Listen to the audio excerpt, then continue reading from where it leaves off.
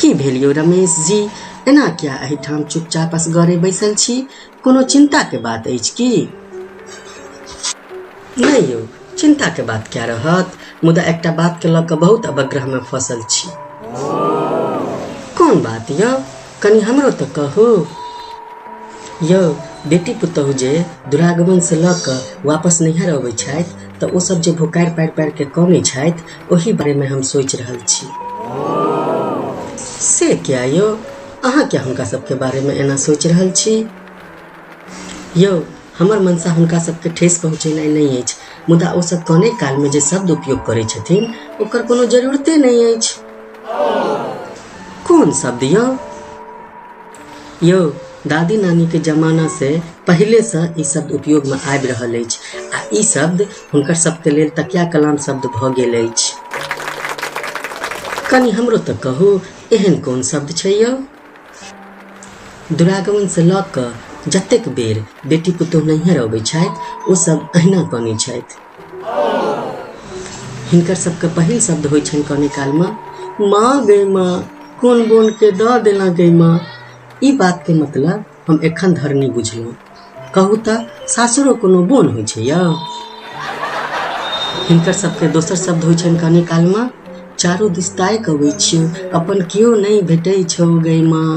आब हमरा अहीं कहू, सास ससुर दियर ननद और पति कोनो दोसर होइ छै यौ जे ओ सब कने काल में एना कहै छथिन? एतेक दिन में पहिल दिन अहाँ आइ समझदारी के बात कयलहुँ यऽ।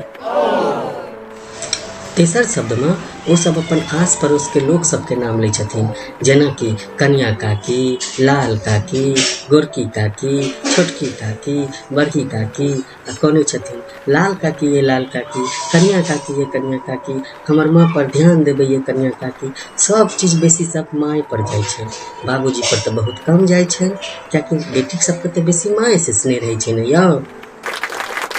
आ ततबे नहीं, अगर ओ सब नैहर अबै छथि तऽ 1 किलोमीटर पहले से भोकारि पारि पारि के कनैत अबै छथि। कहू तऽ एकर कोनो जरूरत छै? बिना मतलब के ने एतेक ऊर्जा बर्बाद करै छथि ओ सब कानि कानि कऽ। बात तऽ अहाँ ठीके कहै छियै। आइ से किछु साल पहले तक ओ सब टायर गाड़ी आ रिक्शा से अबै छलथि आ ओहूमे साड़ी से ओहार लागल रहै छलै आ ओहे अंदर में भोकारि पारि पारि के कनै छलथि। मुदा आब तऽ बहुत किछु बदलि गेल अछि। मुदा ई दुरागमन दिन तऽ बेटी सब कनबे करै छथि, पर एहिमे सबसे बेसी बर सब पिसाई छथि। ई कन्नारोहट में बर सब अपन आप के बहुत मुश्किल से सम्हारै छथि। कतेक बर तऽ काना सेहो लगै छथि, मुदा हुनकर सबके रक्षा पाग में लागल झालरि करै छनि। आब जाके हम बुझलहुँ जे पाग में झालरि किया लागल रहै छै। दुरागमन काल में यह पाग के झालरि हिनकर सबके बड़का सहारा होइ छै। परसू बुधनी के बेटी मटकुरिया के दुरागमन छलै तऽ हमहूँ गेल रही। मटकुरिया भोकारि पारि पारि के कनै छलै, माँ गै माँ अहाँ, माँ गै माँ अहाँ, माँ गै माँ अहाँ। तऽ ओतय हम देखलहुँ जे अपना लोक से बेसी आस पड़ोस के लोक कनै छलै। मटकुरिया के छोटकी काकी कनि हंसमुख मिजाज के छथिन तऽ हुनका आँखि में नोर नहीं आबै छलनि, तऽ ओ प्याज काटि के आँखि में लगौलनि, तहन जाके ढब ढब नोर आँखि सँ खसलनि। आ ओ मटकुरिया के गाल छू छू के कहै छलखिन, गै सुगा, तोरा बिना हम कोना रहबो गै सुगा। कहू तऽ एकर कोनो जरूरत छलै? ओना तऽ समदाउन एहन गीत होइ छै जे अपने आप लोक के कना जाइ छै, मुदा मिथिला में एहन प्रकार के देखावट सेहो होइत रहैत अछि। हे, एकटा बात बुझै छियै? पिछला साल ललकी जे दुरागमन में कानल ओ तऽ न्यूज चैनल पर आबि गेल। से कोना यौ? यौ, ओ कनी अजीब तरीका से कानलै, माँ गै माँ, माँ गै माँ, माँ गै माँ। आब हमरा अहीं कहू, ई देखावट के जरूरत छलै? अहाँ किछो कहियौ, आब बेटी पुतहु के सोच बदलि गेलैया आ ई बात हमरा बहुत उचित लागल। हुनकर सबके कहब छनि, ककरो प्रति भावना लोक के मोन में रहै छै, ओकरा भोकारि पारि पारि के कानि के जाहिर केला से कोनो फायदा नहीं।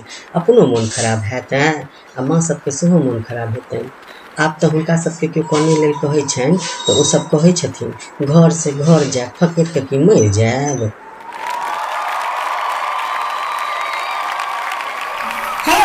रुकू रुकू, जाय कतऽ छी? चैनल के सब्सक्राइब करू, लाइक करू, शेयर करू आ घंटी के निशान के सेहो दबाओ ताकि दोसर वीडियो हम बनाब तो नोटिफिकेशन अहाँ के सबसे पहले पहुंचत। धन्यवाद।